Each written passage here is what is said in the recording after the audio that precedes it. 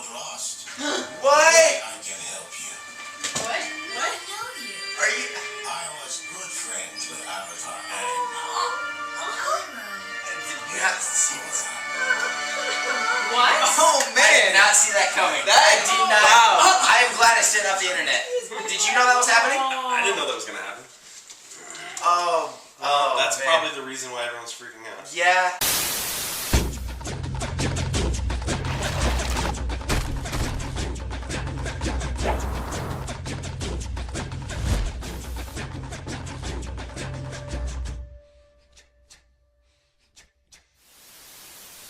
Welcome back, guys, to another episode of KORRACAST. Today we're going to talk about a new spiritual age. You're right, you are, Vince. We are going to talk about that.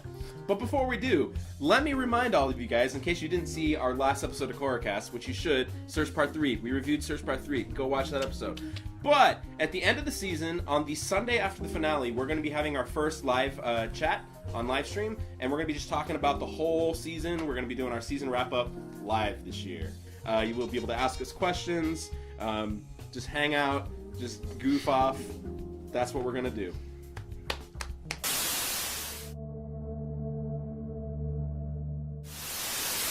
Alright, you guys, so that was a pretty fantastic episode.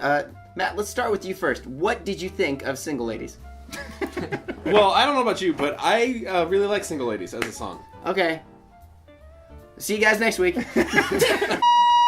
Okay, no, So- I liked. Let's. I'm gonna just pick this to talk about. Korra babies, make your dreams come true. Let's just talk about Iroh. Let's do it. Who was expecting that? No one. He shows up on camera. What the heck? What is he? What are you doing here, guy? Yeah, I mean, I'm kind of torn between whether or not we're pushing too far into the realm of fan service because anytime you throw Avatar characters or Avatar anything in there, you're like, oh, Avatar, that's a show I remember and like. Yeah. So, but at the same time, I love Iroh so much that I'm not gonna complain. And really, like, we've talked so much about how Korra needs a kick in the pants as far as her personality goes, and I mean, who's the better person to do it? Yeah. I don't know. And no, she definitely desperately needs, like, a lot of guides in her journey. Obviously, she has Tenzin to do some of the more, like, technical aspects of, like, bending and some of the spirituality, but given that he has some shortcomings, I think Iroh is a perfect fit. Yeah, to and it's kind of like how you were saying, did it, find the right balance between maybe fan service and actually developing Korra's character? I like the fact that they can bring things back from the original series that actually tie in to what's going on with Korra right now and develop her character because she definitely needed it. Right, and I mean, regardless of whether or not you want to say it's too much of fan service or not, it did its job. Yeah. And that's what I thought. They've established such a large world and universe now that just because something is mentioned originally in a character originally, it doesn't mean it's a reference. Maybe it's just a character that exists in this world. Right, no, and I like that too, what you're saying, because before, we kind of had these two isolated ideas of the two worlds, of the two series, but now they're blurring these lines, they're kind of melding together, so when things cross over, it's just part of the world. Yeah, it's just part of the universe. Yep. My favorite part, and I talked about it last week too, was just Korra. I'm not as much a hater on her. I do think she has her problems, but this episode, I did not even remember the other characters. There was nothing lacking in this episode. There was Iroh, there's other characters, but there was no other character arc in this episode. It was Korra. It was about and it her wasn't growth. lacking anything. She could carry an episode.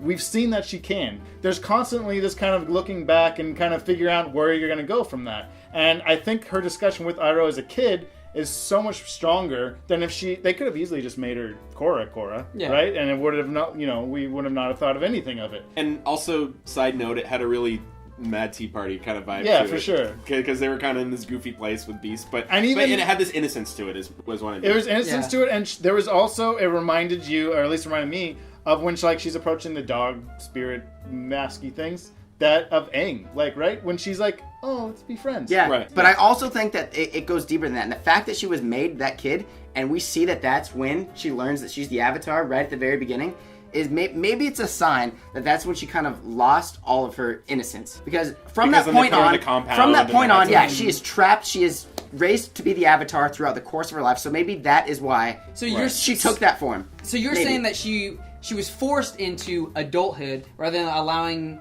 She wasn't allowed to grow into it. Yes. And so this was kind of backtracking, now she was actually able to naturally choose to become the adult Also, she needs to be. I think it kind of speaks to her a little bit being a little bit spoiled. Like she's been protected and kind of spoiled. And so when she's like, I want, kind of she's acting like a spoiled kid. And I was like, hey, look, you can't just go off the handle like that whenever you're on because you're the avatar. Like, right. There's things that you got to act like a human. And that was a great moment, too, because we see that her actions in the spirit world have consequences, literally. But on a greater sense, as a character, she needs to know that her actions in the real world have consequences. Further than that, too, it's not just a matter of, like, taking it into the full setting of what each action will have a consequence of.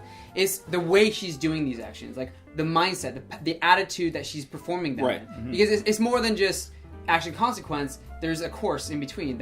How are we doing this? That's going a long way, too. I think you're right. Well, thanks. I think that you're right when you think I'm right. Okay. Man, how cool is it that we got to go back to the Great Library? You know what I really liked about that scene, though? And this is goofy, but the part where she explains how a radio works.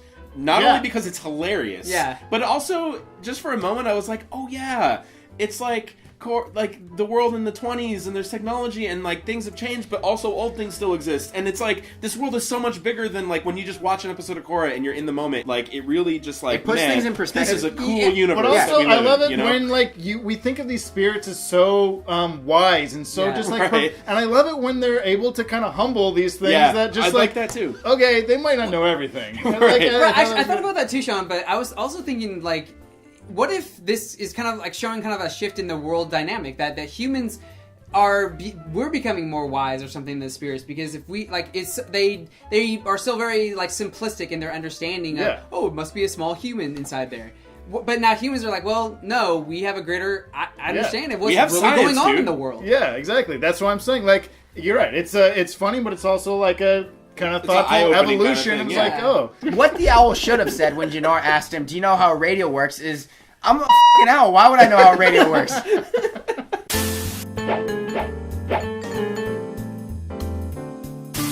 Well, no, but Korra says, like, why do you trust him? Why do you trust Unalaq?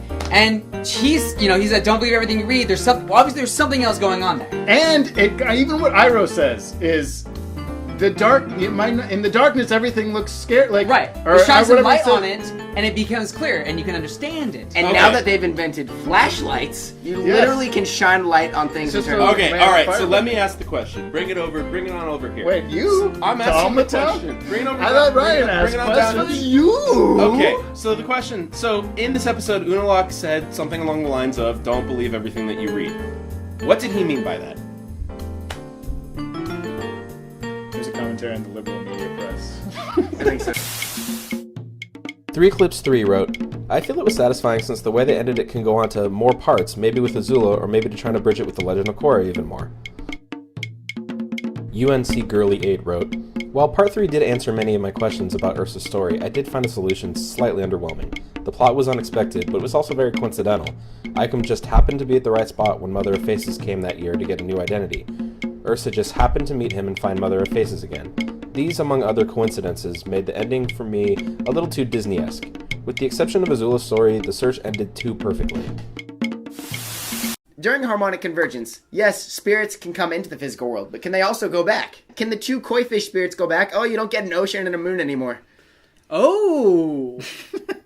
There's not going to be an ocean or moon in season 3. No! You guys, what he's saying is that Sokka can get his girlfriend back. Yeah! That will, because then... Except for Sokka's dead.